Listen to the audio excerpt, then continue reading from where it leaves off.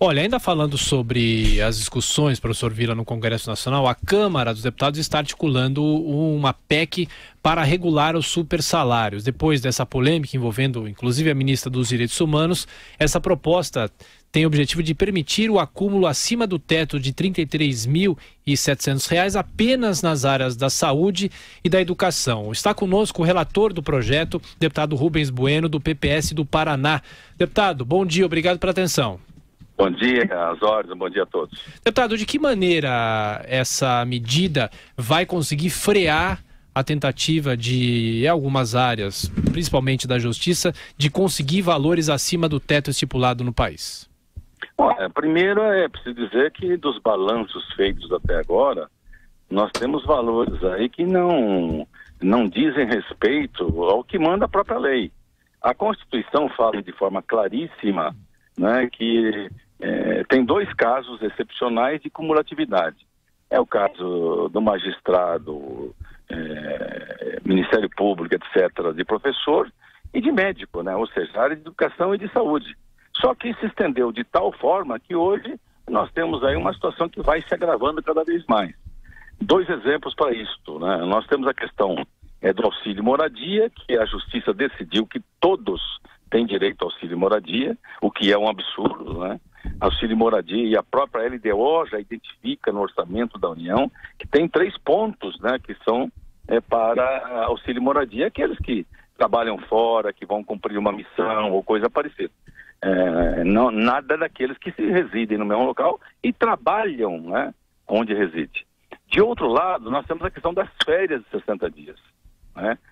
Porque se nenhum trabalhador tem férias de 60 dias, por que magistrados, procura, etc., tem 60 dias de férias? E quando, no final do ano, o balanço é feito, eles vão buscar a indenização a que tem direito 2/3 das férias. Gozam as férias e ainda depois tem... Então não é possível isso continuar.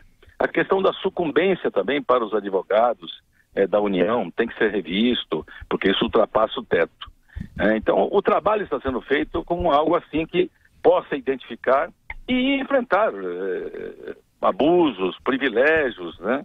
E nós temos o apoio de muitos magistrados, procuradores, que entendem que isso não deve acontecer.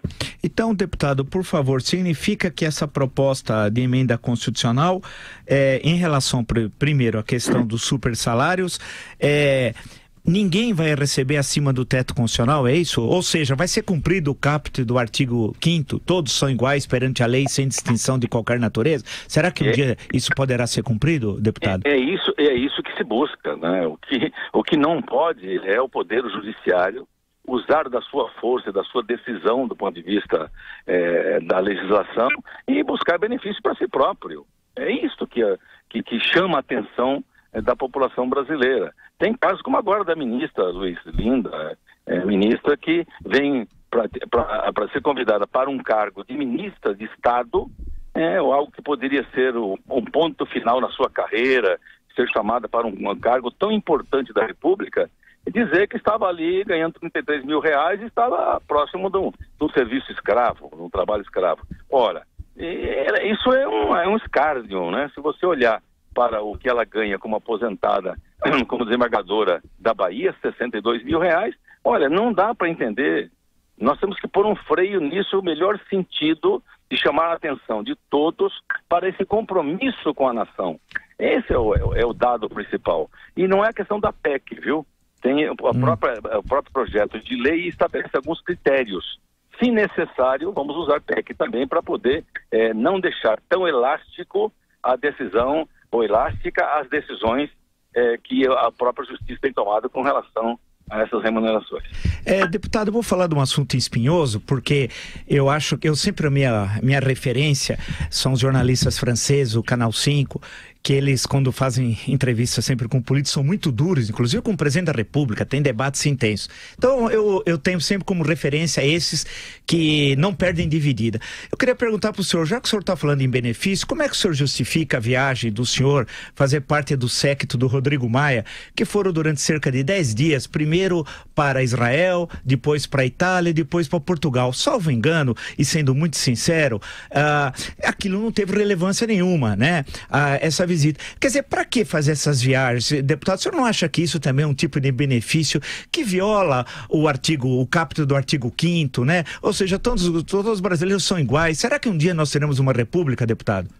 Não, não é assim, não é bem assim. Primeiro, a viagem tem razão de ser.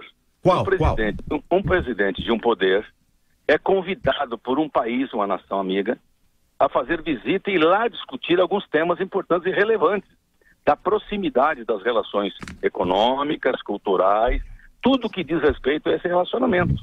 E isso aconteceu. Ele foi convidado, ele não se dispôs a ir lá. O embaixador, por várias vezes, esteve aqui na Câmara insistindo nesta viagem para Israel, que por acaso eu não fui. Mas depois foram para Itália e Portugal, né? Sim, aí na Itália tem uma homenagem que acontece todo dia 2 de novembro, que autoridades visitam lá o monumento aos pracinhas, que é algo que chama atenção para o mundo. Claro, o embaixador brasileiro não podia fazer isso, deputado? Mas isso já não é mais relevante do ponto de vista dessa relação.